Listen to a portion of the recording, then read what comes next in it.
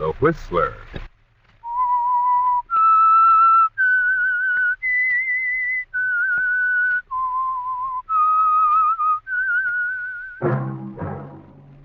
Sit back and enjoy another strange story by The Whistler.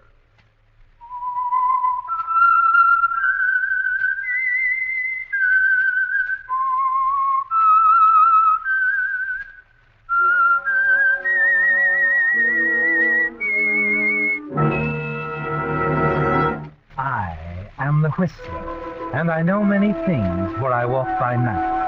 I know many strange tales hidden in the hearts of men and women who have stepped into the shadows.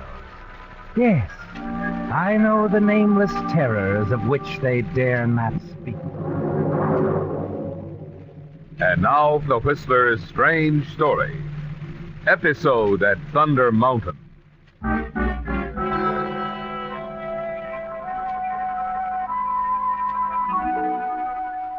Moving down the icy slopes of Thunder Mountain, the young couple on skis could scarcely be aware of the fact that their downhill progress was being observed through the telescopic sights of a high-powered rifle from the ridge above.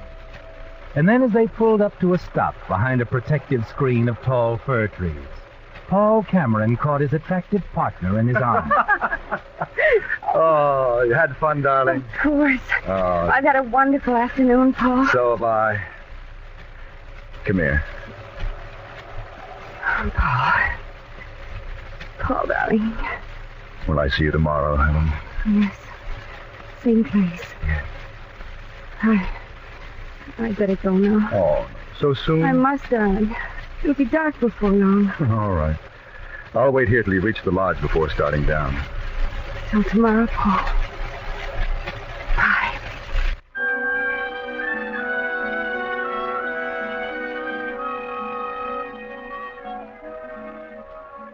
A lovely, exciting girl, isn't she, Paul? Helen Whiteside, the young woman you've chosen to be the next Mrs. Cameron. You stand there puffing slowly on a cigarette and watch as Helen races down the slope. And then she's gone from sight. You wait another few minutes until you're certain she's reached the bottom of the slide. And then step out from behind the trees. And as you do, the bullet ricochets off the tree above you, and then another. Hey. You leap forward, hurl yourself down the slope, racing faster and faster over a sea of white, swerving and twisting crazily. And around you, one bullet after another kicks up a tiny cloud of snow.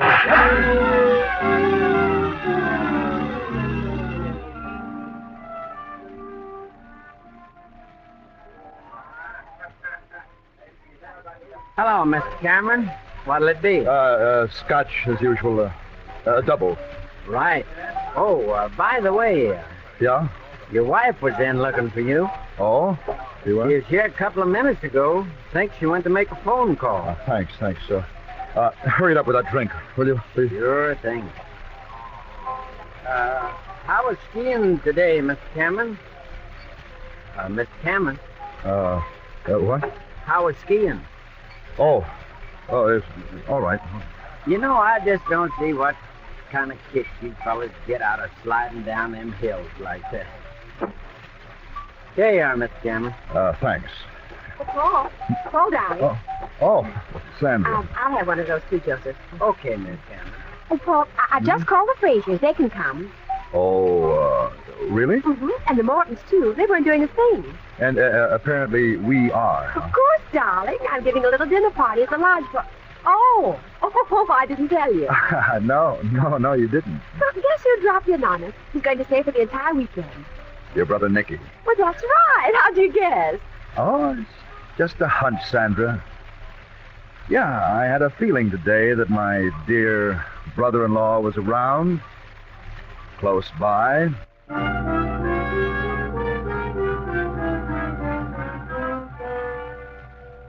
Yes, Paul. From the moment that first bullet whistled over your head on the ski slope this afternoon, you knew that Nicky was in the vicinity, didn't you? That he was the one who had tried to kill you. His second attempt in as many months, Paul. Each of them unsuccessful. But you know you've got to do something about it before your luck changes.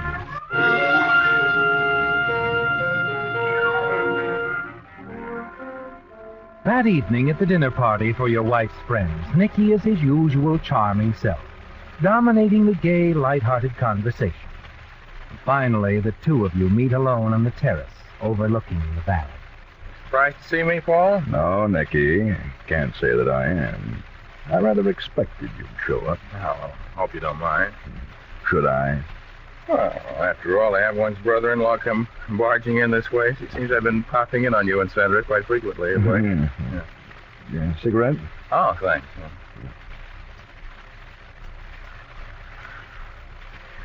The truth of the matter is, Paul, I worry a lot about Sandra. I mean, Why should you? well, things are always happening to Sandra. Accidents of sorts. Like last week, a car crash. Well, you can hardly blame her for that. Something went wrong with the steering gear. As I know. But there have been other things. For example, the time the sun lamp fell into that tub of water. She could have been electrocuted. Oh, yes. I just can't bear the thought of anything happening to Sandra. Oh, I quite understand. As you said, Nicky, you're very fond of her. Yes, I am. And, of course, Sandra is a very wealthy woman. Oh, we're both well aware of that fact, aren't we, Paul? Her first husband was a fine fellow. It was rather decent of him to leave her all that money, too, wasn't it? It was quite a break for you.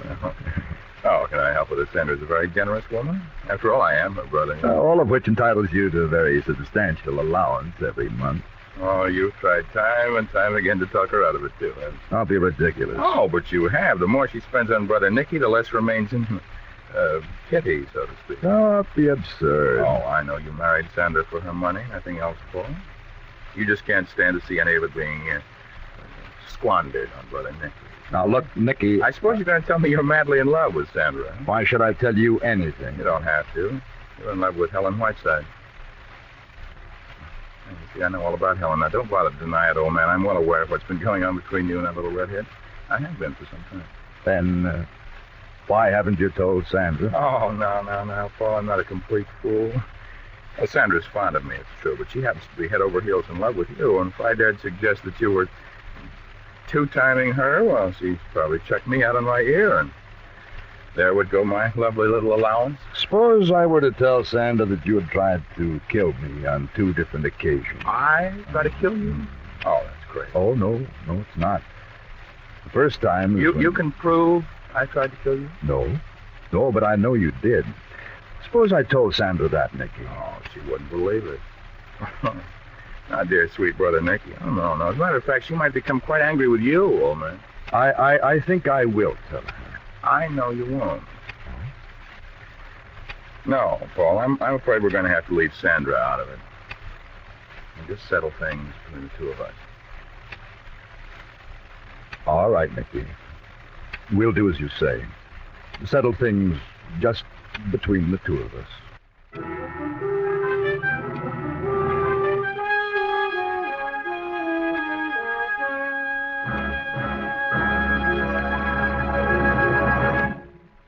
And now, back to the Whistler.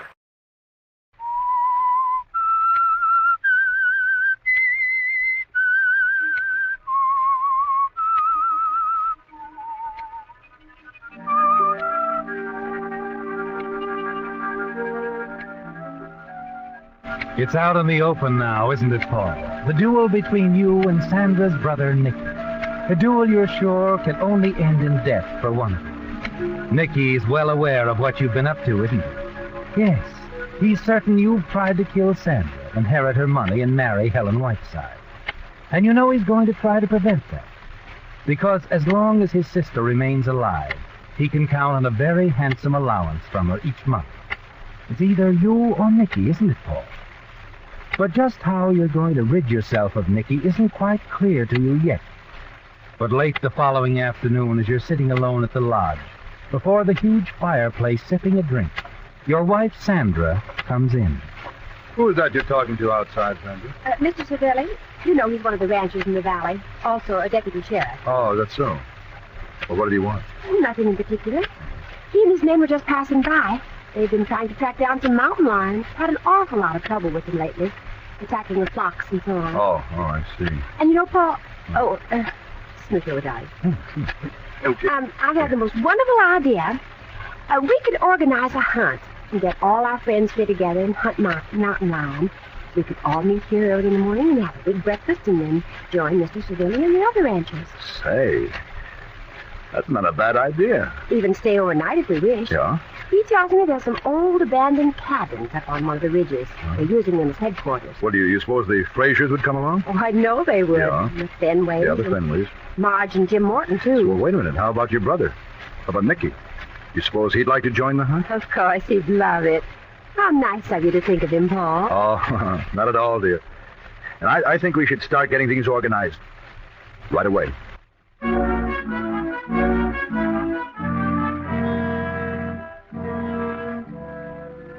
It's perfect, isn't it, Paul? If only Nicky, Sandra's brother, will agree to go along. And you're very pleased when you learn that he has agreed, at Sandra's insistence. And as the plans for the hunt begin to take place, you find time to steal a few moments with Helen Whiteside again. It's a guarded conversation in the main lodge. As you sit down near her, pretend to be reading a magazine. We shouldn't be talking here, Paul. Never mind. Just pick up that paper. They won't even notice it. Helen, I can't meet you tomorrow. I'm going to leave the lodge for a day or so and going along on this hunt they're organizing. Doesn't matter, Paul. What? I said it doesn't matter. I've been thinking this over. You and me. It isn't going to work.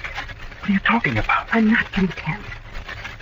Seeing moments together like this, it isn't fair to any of us. Me, or you, your Oh, wife. Helen, listen to me. Oh, wait. Someone's looking this way. Now, listen. Paul, Helen. you listen. I'm leaving the lodge in the morning.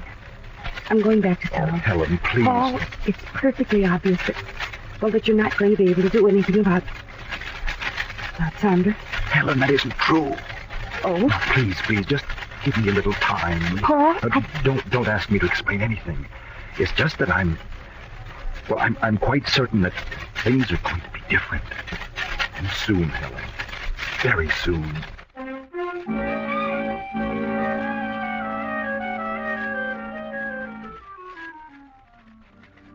Yes, Paul, you do feel certain that the time has come. And Helen's attitude convinces you of another thing. The schedule for disposing of your wife, Sandra, must be moved up, too. That night, the plan begins to take shape in your mind. It's pretty well in focus, isn't it? As you join the others at breakfast early in the morning and prepare to set forth on the pack trip up into the lonely reaches of the mountains. You have a heavy hunting rifle with an easy reach on one of the pack mules. Nicky has one, too. But no one in the gay, light-hearted party realizes what each of you has in mind. Nicky makes it clear to you at one of the stops along the winding, arduous trail. He waits until you're alone and slips up beside you. Quite a setting for the last act, that Paul. What are you talking about? Oh, stop it, old man. I think I haven't noticed the way you keep eyeing that hunting rifle. Just itching to grab it, huh? Blast my head off. You out of your mind? I'm not that much of a fool with all these people along. Oh, well, that'll be a later time. After all, when we split up for the hunt, maybe tomorrow. Yes, that might be ideal. Look, this Cervelli, he's a deputy sheriff, you know. He's a good witness to the little accident. Nothing like having the law on your side. Well, I'll tell you better not try anything. Is this a truce offer? Or just something to throw me off my guard? Oh, all right, Paul. I'll believe you for the next 12 hours anyway, huh? Because you really wouldn't try anything in a big group like this, huh? Ah, but tomorrow... Much as I'd relish it, Nicky, I have no such plans for you. Well, we'll see. Right now, I must see to the needs of our mutual benefactor. My dear sister Sandra. Ta-ta, old man. All right, folks, we'll have to hit the trail again. Come on, let's get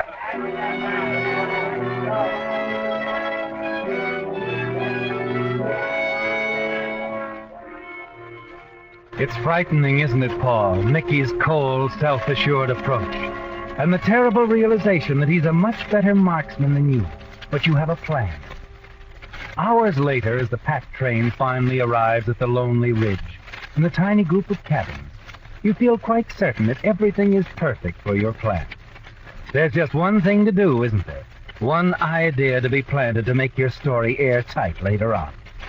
You attend to it as the group breaks up to take over the cabins for the night. Oh, Jim. Hey, Jim Morton. Huh? Jim, come here, will you? Oh, yes, Paul.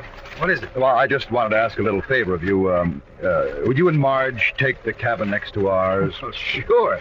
Don't see what difference it makes. They all look pretty much run down. No, well, no, it isn't that, Jim. It's, well, frankly, I don't want Sandra's brother Nicky so close to us. Oh, look, I know how it must sound, and I hope you won't say anything. Of course not. Nicky and Sandra had a big blow-off back at the lodge yesterday. Well, it was about money. Look, you don't have to tell me. Thanks, I know that. You're a good friend, Jim, to Sandra and to me. Oh, actually, I may be just imagining things, but this Nicky is a strange chap. And I'm afraid for Sandra. It's better to play it safe anyway. You know? We'll be right there. Good. Matter of fact, it looks as if he's taking the cabin that's farthest away. Huh? Oh, well, that's good. Well, it's like I said, maybe nothing to it. Just forget about it, will you, Jim, that I ever said anything? Sure thing. And now I'd better give Marge a hand with the sleeping bag. Yeah, go on. I'll do the same thing. Thanks, Jim. Thanks a lot.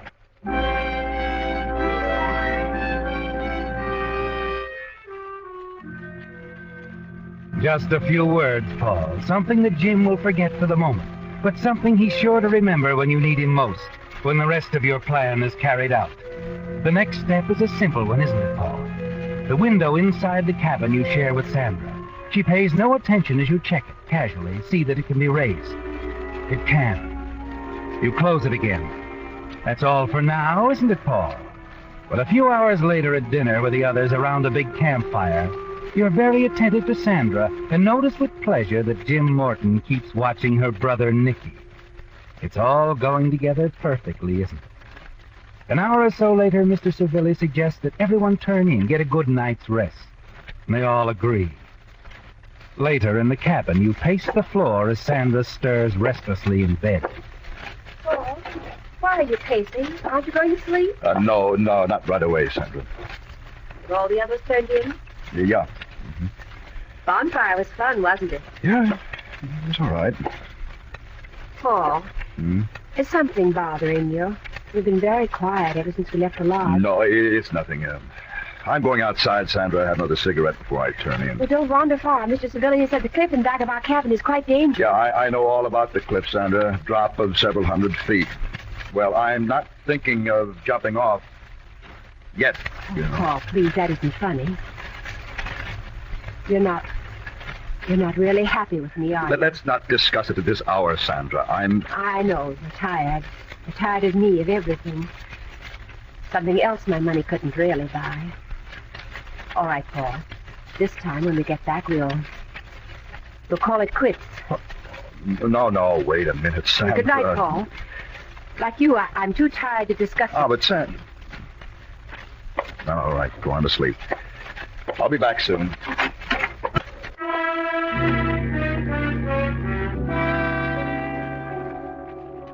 If you needed any further urging, Sandra has provided it, hasn't she, Paul? Suggesting that the two of you can call it quits, as she puts it. But that wouldn't be enough, would it? Helen is expensive. Sandra's money is very necessary. Yes. And everything is clear and simple now, as you walk quietly to the far end of the row of quiet cabins and knock softly on the door of the last one. Who is it? It's me, Nicky. Paul, open up. What do you want? It isn't what I want. It's Sandra. She wants to talk to you. Now? Now. Well, now, just don't worry. I'm not armed. This still isn't the time or the place. Why does she want to see me? What have you told her? Everything, my dear brother-in-law. You're a fool, Paul. Perhaps not. Well, you shouldn't keep Sandra waiting. She's quite annoyed with you. I'll wait till I get a coat. Some boots. Yeah, and your rifle, Nicky, you better bring it along in case you have any doubts about me. That's not a bad idea. I thought you'd agree.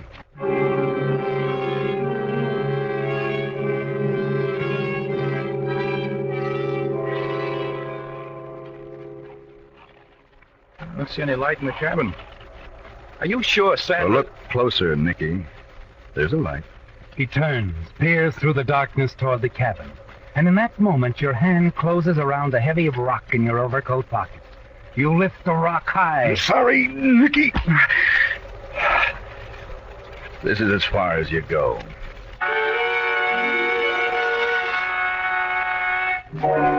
Quickly you lift Nicky's limp form, carry him to the edge of the cliff and back of the cabin. A little shove and the first half of your plan is complete, isn't it, Paul? But only the first half. You hurry back to the spot where you killed Nicky, don a pair of leather gloves, pick up Nicky's rifle, and enter your cabin. You freeze for a moment as Sandra stirs uneasily in her sleep. Then you undress quickly, slipping into your pajamas and robe. You cross the room, stand near the window as you raise Nicky's heavy hunting rifle, and then...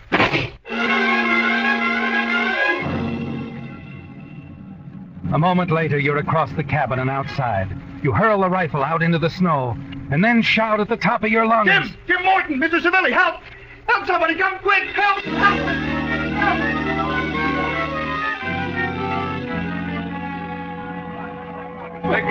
Please, can't you do something for her, for Sandra? Now, easy, son, easy. It's too late to do anything. Now, try to tell us again what happened. Slowly. Well, Nicky and Sandra, they had a terrible row yesterday back at the lodge. That's right. Paul told me about it this afternoon. I had no idea he'd do anything like this. And he came down here. He tried to get in. We wouldn't open the door. I thought he'd gone away. But he went to the window, you said? Yeah, that's right. He raised it and fired point blank at her, and then he ran. And I went out after him, caught him for a second. He struggled over the gun. He let go of it and broke away. Only he didn't know where he was running. I don't know. Maybe he didn't care by then. He just went right over the cliff. That's a 200 or 300-foot fall. Well, probably just as well. He'd never have got away with it. Poor Sandra. I should have told you about the quarrel. Easy, Paul. Wasn't your fault. No. I've seen things like this before, Mr. Cameron. Fella gets crazy mad like that, maybe he'd even been drinking. We don't know. Yeah, but if I hadn't let Nicky come along, he'd have found another way, probably. Nothing to blame yourself for, Mr. Cameron. Not much use blaming anybody now.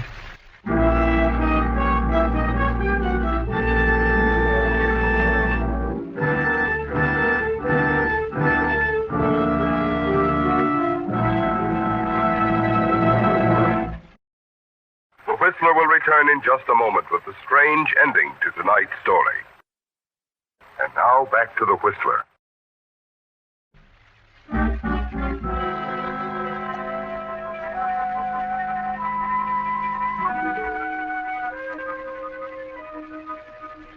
Well, Paul, it's all over, isn't it? And in a way that you're certain leaves you in the clear. It's simple, isn't it? So simple that even the slow-thinking sheriff's deputy, Mr. Savelli, can have no difficulty in adding things up. You're sure he will have to reach the inevitable conclusion that Nicky killed his sister out of frustration when she threatened to cut him off without a cent. You stand just outside the cabin now, the stunned, grief-stricken husband dully recounting your story to the little group of Sandra's friends, as inside, Mr. Savelli examines the position of the body, the cabin, and then finally comes to the open door and calls to you. Mr. Cameron, would you step in here for a moment?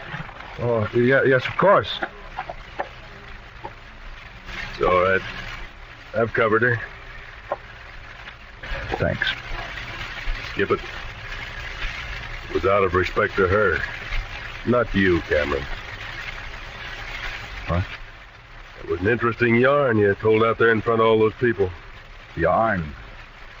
See here, Mr. Savelli. You said Nicky came to the cabin a little while ago, that you wouldn't unlock the door for him. You said he raised the window, fired point blank at her. Thoughtful of him to close the window after he shot her, wasn't it? No. I closed it. I thought she might still be alive, and I didn't want to take any chance on her getting You made up killed. quite a story, Cameron, but it's not going to help you. You shot your wife. Oh, now, look here, Savelli. I won't stand here and be accused by an amateur detective who thinks he Save can it, tell me. Cameron, and listen. You see, these cabins aren't used much. You should have thought of that because this window hasn't been raised in the last 3 hours. Maybe you raised it before then to check it. I don't know. But I do know it hasn't been raised in the last 3 hours. It was, I tell you. Come here, Cameron. Have a closer look. What? Here. Along the bottom of the sash. Spider web. Yes. Spun by one of the more permanent residents of this old cabin. He's been busy for at least 3 hours. Makes these spiders up here that long to spin a web? A spider. A little thing like a spider. A very busy little spider. I'd say the web he spun between this sill and window sash provides enough evidence for even an amateur detective to make an arrest. Wouldn't you?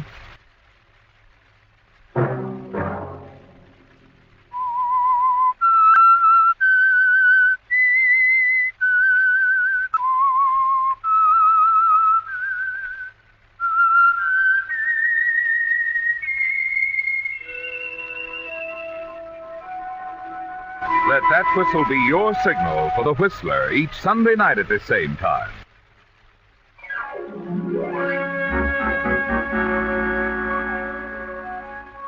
Featured in tonight's story were Bill Foreman as the Whistler, John Daner, Sarah Selby, Virginia Gregg, Lamont Johnson, Don Harvey, and Britt Wood. The Whistler was produced and directed by George W. Allen, with story by Joel Malone, music by Wilbur Hatch. Remember to tune in at the same time next Sunday, when this will bring you another strange story by The Whistler, entitled Man from the Morgue, in which a strange deception leads a frightened criminal to frenzied action and murder. Marvin Miller speaking. This is the CBS Radio Network.